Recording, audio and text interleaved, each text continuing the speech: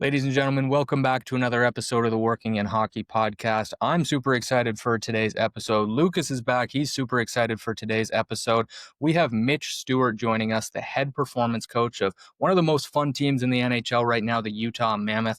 Mitch, thanks for taking the time. Where are you calling in from and how you doing today? We are in Salt Lake City right now, Utah. We've been all over the map already this year, but a nice day at home. So yeah, that's where we're going to be chatting from. Awesome. Yeah, you guys have been playing a ton of games lately. I think everybody across the league has, but excited to kind of get to pick apart your career path and your journey here today, Mitch. I think the first thing I'm going to ask you is, what is a performance coach? What do you do day to day, Mitch?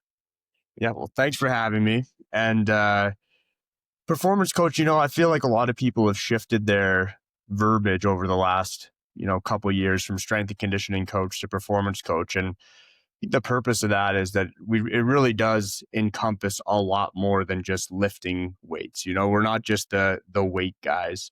Some people may call themselves, preparatory coaches, performance coaches, whatever it is. But at the end of the day, we're trying to communicate that it's more than just weightlifting. It's not bodybuilding. It's not Olympic weightlifting. It is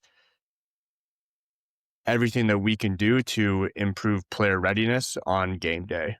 And that's a 365 day of the year endeavor. The off season obviously looks different than in season, but at the end of the day, all year, our goal is to try to improve readiness on the ice once the season starts. And one thing So, I'm really curious about yeah. there is, obviously you mentioned it's kind of 365 days throughout the year, and I'm sure schedules change depending on the player. Is this something that, especially with you guys, like we mentioned earlier, playing a lot of hockey lately, is this something that you guys are kind of determining on a day-to-day basis, how much you want to load these players up in terms of doing things like lifting and things like that? Or are you in constant contact with the coaches on these things? Like, how does that work to determine a player's workload? It's a very good question. And it is very much a collaborative effort. So, there's extensive sports science that's involved in pro sport, but even in, a lot of private training facilities are using more and more sports science, kind of even just, the mom and pop type strength and conditioning shop has got their force plates now and all different types of things that can help to track readiness and sort of inform decisions on a day-to-day basis. Now, it's not reactive in that sense. We certainly do have a annual plan and a monthly plan and a weekly plan. We're still following those types of periodization, concepts. But there certainly is some informed decisions to be made through the sports science on a day-to-day. And we meet regularly. Devin McConnell's kind of day-to-day head role is the sports science side of things. So we're in constant contact all the time. He's the director of the department, so he sort of lays the vision on how we do things overall, but he's the one who's watching the catapult information, force plates, all that type of stuff. So he has a strong hand in how we kind of navigate the waters throughout the season based on some of that sports science stuff. Yeah, it's super cool, and I think kind of alluded to it there, Mitch. But I'm sure every player is so different too, right? We always hear about like coaches having to manage kind of the not egos, but the personalities or the different ways guys like their buttons pressed or whatever it is. I'm sure you guys, without getting into specifics, Logan Cooley, young, fast kid, probably has a much different routine than Ian Cole or Nate Schmidt, who've, been in here. They know what their bodies need. They know what it takes to get ready day to day. How much does it differ day to day or player to player, I should say, for you, kind of through the course of the season? It's a great question. And I mean, in order to keep things streamlined and effective, we don't want to create chaos with 23 different programs. So we do have guys in buckets, and then and those three buckets are relatively different. Then within those, there's some nuanced changes from player to player.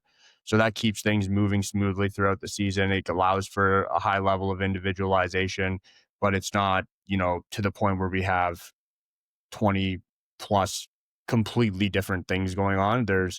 We have 3 strength conditioning or performance coaches. So we can only manage so many different programs at once. So it's kind of, being sure that we create those individualized kind of templates that we need while streamlining the entire process into a smooth system. Yeah.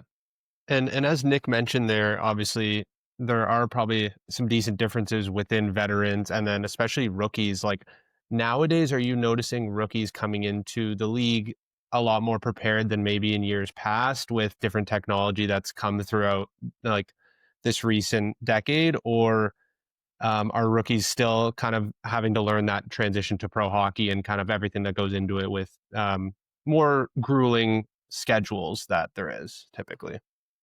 So I've only been working in the NHL for the past 5 years, so I can only kind of on it from that perspective in terms of seeing players come in. Prior to that, I had players working in a private setting, and then with the London Knights as well. And there's a lot of development in those kind of spaces.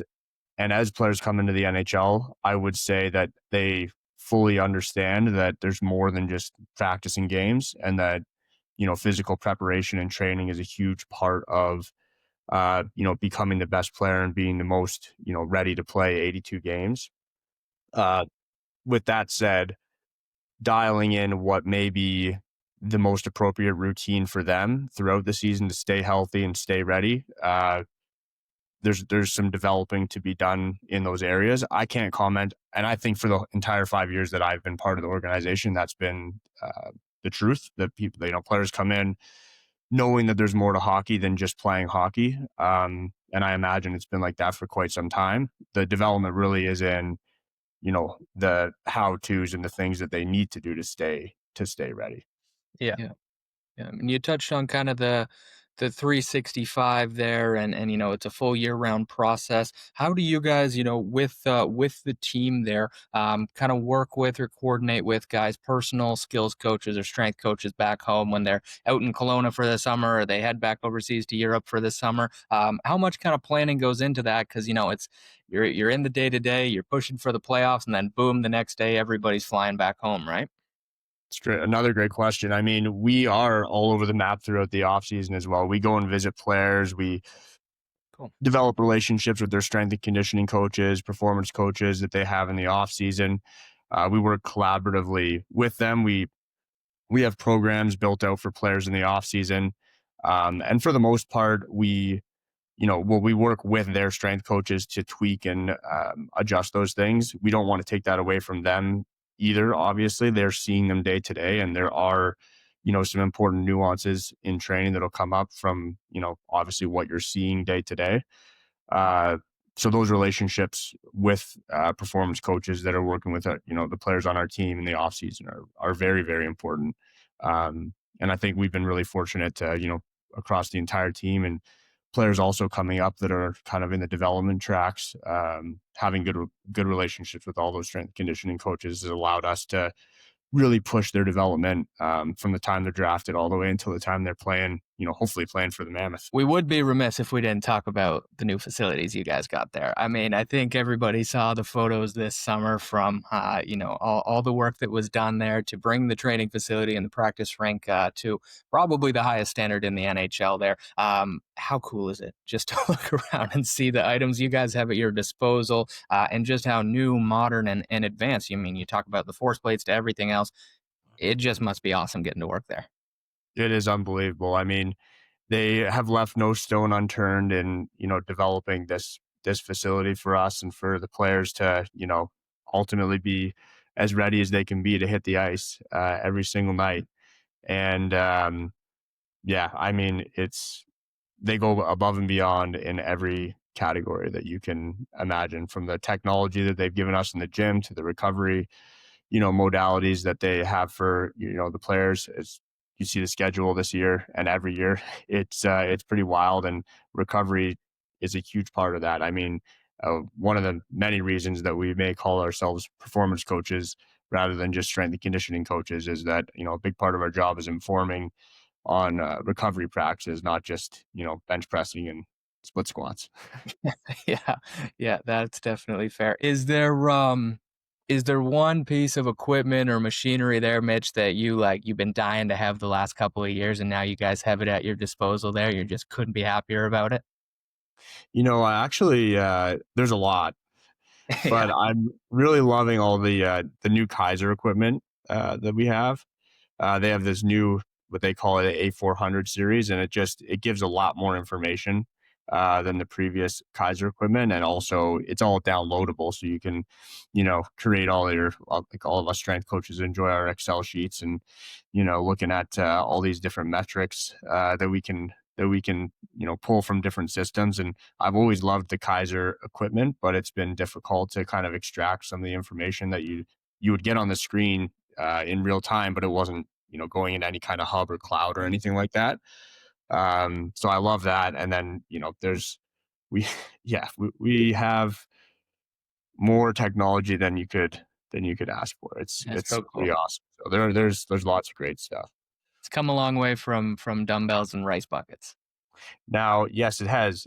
With that being said, it's amazing. And you mentioned earlier, kind of the differences between being at home and on the road. When we're at home, it is luxurious, and we have lots of things that we can work with.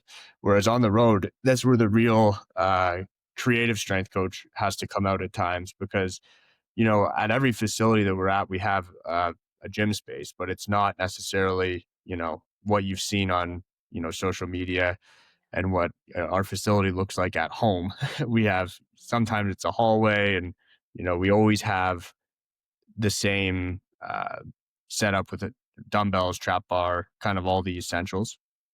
Uh, but it does take a little bit more of a creative mind, I guess you could say, in strength and conditioning, to make sure that we continue to move the needle and get everything that we need to get done, completed on the road versus when we're at home. At home, it's pretty easy. On the road, yeah, takes a little bit more. That's a great point. Yeah, there's no place like home, right? Yeah. So take a step back from, I guess, hockey here. How has the adjustment overall been, moving from the warmth of Arizona, as you mentioned previously, to the beautiful mountains in Utah, and a place that was kind of like not known as a hockey city to start until recently? Yeah, it's been both places have been unbelievable. I mean, I can't, be grateful enough to have lived in both of those places and have been part of both organizations. Um, but my wife and I both love the mountains, so both places have been awesome in that respect. It's actually been kind of nice to have some seasons back. Not that there's certainly no complaints about the Arizona weather, but having the seasons and seeing some snow in the mountains and all that kind of stuff has been really nice. And then like you guys have said, on the hockey front, like everything that we've had here from the fans have been unbelievable. You would never know that maybe it wasn't a hockey spot prior, because the excitement around the team and the way the fans show up every game is it's pretty exciting. Um, yeah, it's been awesome. Both places have been great. No, it's and again, just the amount of kind of care that the city has shown for the team already, the resources you guys have, and putting into the team, and from the colors and logo to the facility, everything just seems to be like it's in a great spot, and hockey is going to only Totally. continue to skyrocket in Utah, which I think we're all excited for as hockey fans nonetheless. But keep pushing you back down memory lane here, Mitch. I know you spent a lot of time at Total Package Hockey before. You spent some time with the Yeah. London Knights as well. Tell us about those roles and how they kind of shaped you to get into where you are here today. Yeah. So I mean, I'll rewind all the way back real quick. Through high school, I was always playing different sports, hockey being one of those things. But it was apparent pretty quick that I started enjoying kind of the training process in many cases more than the sport itself. So I knew from a pretty young age that I was interested in, at the time, what I called, personal training, and slowly learned what strength and conditioning was. Like when I Yeah. first identified what I wanted to do, I don't even think I really knew what the, like what it was, like what it was called and what it looked like. I just knew I wanted to train people and kind of share my, interest and, I guess you could say, passion for training. And then So after high school, I started off first going to college for fitness and health promotion, and during that time, I worked as a personal trainer at a Good Life Fitness. So this was when I was 18, because I remember that I wasn't even old enough to go to the bars or anything like that when I first started uh, personal training. So I was 18 at the time. I was there for 2 years throughout the time I was in college, and then went right to Western University and started going through some more education there in kinesiology and all that kind of thing. And in my second year of kinesiology, that's when I was introduced to Dwayne Blaze, who owned Total Package Hockey. And at the time, there was no training component really off the ice. So I quickly kind of took that over, and it started small. And in the first 2 years of working with Total Package Hockey, we partnered with the London Knights. So this is going back to about 2011. Um, and was working with the London Knights from 2011 until when I moved to Arizona in 2021. And with that combination of London Knights and Total Package Hockey, there were a lot of NHL players, not just from the Knights, but from London and surrounding area that trained with us at Total Package Hockey that made it up through the ranks to the NHL. And I think that's kind of where my name started to circulate a little bit more in that 2021 when Arizona was looking for a strength and conditioning coach. And then went through the interview process there and ended up, getting that job and moving to Arizona. It all happened really fast. Within like, maybe it was first interview was kind of like within 6 weeks. There was, time between each one, obviously. And then by the final interview, I think it was maybe a week or so that I transitioned right into Arizona. It was awesome. Yeah. Yeah. Yeah. So just to touch on London there, we did earlier speak about how great the fan reception has been and how great the organization has treated its players in Utah. And that's something you hear oftentimes when referencing the London Knights is it's almost sort of a mini NHL. Do you feel like working for such a highly touted OHL team really helped your transition as a professional working in the pros? I mean, all I can say is that, I mean, yes, that like London was an amazing organization, is an amazing organization, and I was very lucky, I guess you could say, to be around the organization and all the people within that organization for such a long time. I certainly feel like it was a great place to be to prepare for kind of this step in my career for sure. That and being at Total Package Hockey. Yeah, Both of those things were, huge parts of my own personal development in strength and conditioning. And then, this experience has continued to be, a growth point for me, and it's been awesome. But yeah, I think that to answer your question, the Knights and Total Package Hockey, together were a great combination to prepare me. But I think that, there's so many other paths that could be equally or more, effective to make that transition as well. for sure. What were some of the adjustments that you had to make as a coach when transitioning from Total Package in the London Knights to the pro game? Was there anything that sticks out to you that was a key difference that you noticed? I mean, there's a lot more people involved, which is a really good thing, but it is an adjustment for sure. I mean, being a strength and conditioning coach with the London Knights, I was the lone strength and conditioning coach, collaborated a lot with, the athletic therapist, physiotherapist there. We're, still great friends.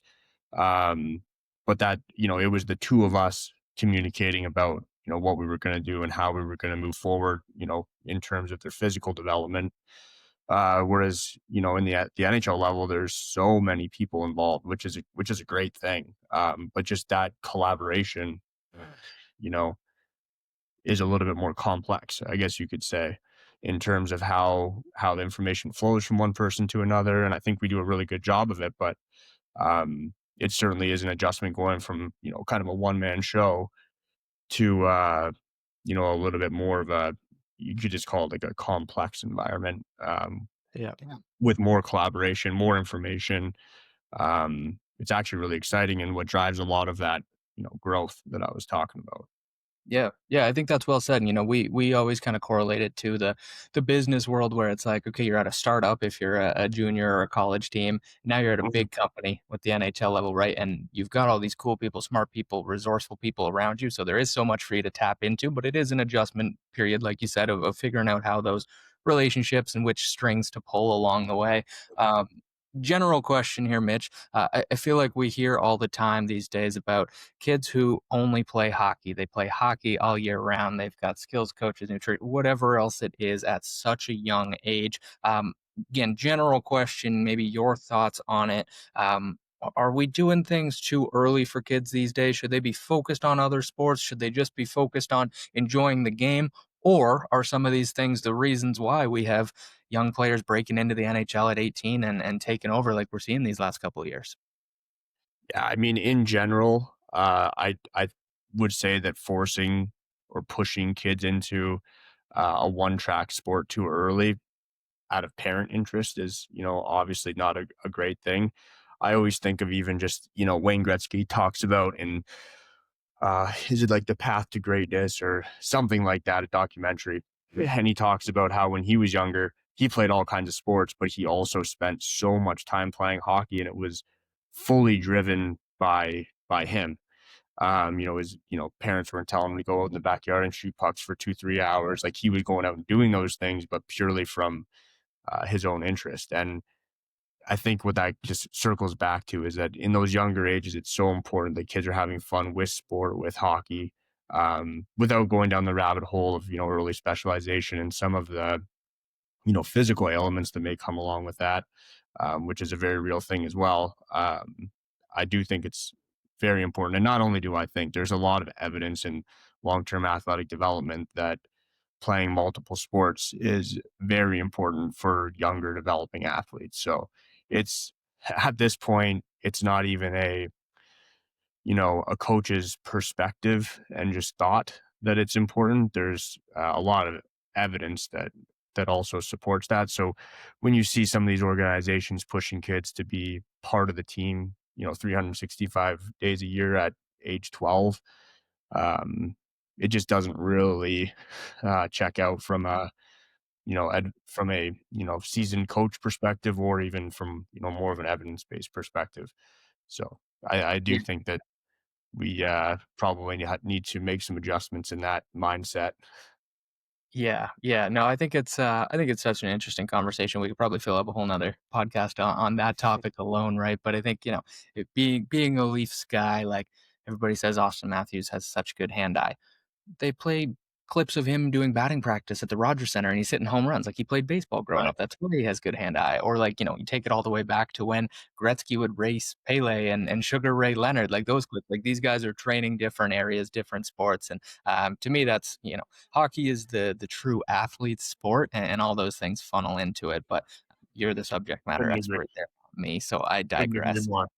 Yeah. Yeah, Couldn't agree yeah. more. What about for your average Joe, Mitch? Maybe for Lukas or for myself, who has a men's league tier 3 roller hockey championship game tonight. Not a big deal, but what are some things that your average Joe should be considering more or doing more? Obviously, you're focused on professional athletes today, but if you go back to the good life days, what are some things that your average person should be doing more to take care of themselves today? I think without, not complicating things too much, which is really easy to do in a world with social media and people trying to get views and posting all kinds of different, things that people haven't seen before that look cool on video. But foundational training, concepts, building strength and your, hinge, squat, single leg, horizontal pushing and pulling patterns, vertical pushing and pulling patterns, building that foundational strength and working on power and explosiveness. You hear, a lot of people after the age of, whatever it may be, 30, 35, they don't sprint anymore. They don't do anything explosive. Like, incorporating those types of training into your, weekly regime would be an important part of it. But again, keeping things simple, focusing on the foundations and the fundamentals of training, without getting too lost in kind of the space of Instagram and, you know, creative, exciting, novelty type exercises. Yeah, yeah. No, I think that totally makes sense, and there's a stat that my wife always makes fun of me for. I bring it up way too much to people, but I think it's, 95% of people over the age of 30 will never do a max effort jump again in their Yeah. life. I just, like, think that's so ridiculous, so I say that to her, like, twice a week and just make a point of jumping around the living room, but it's stuff like that, right? Yeah. Yeah.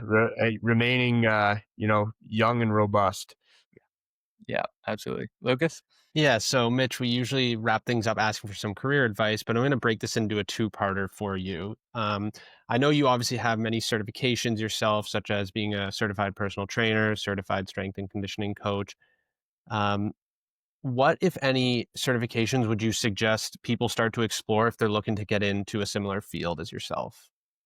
I mean, getting into this field, the NSCA is, I think, the first place to look, and the CSCS. I feel that is very much a requirement in many cases. Uh, they offer quite a few other things like the newer, CPSS certified uh, sports science, performance sports scientist. I think that was a good one as well.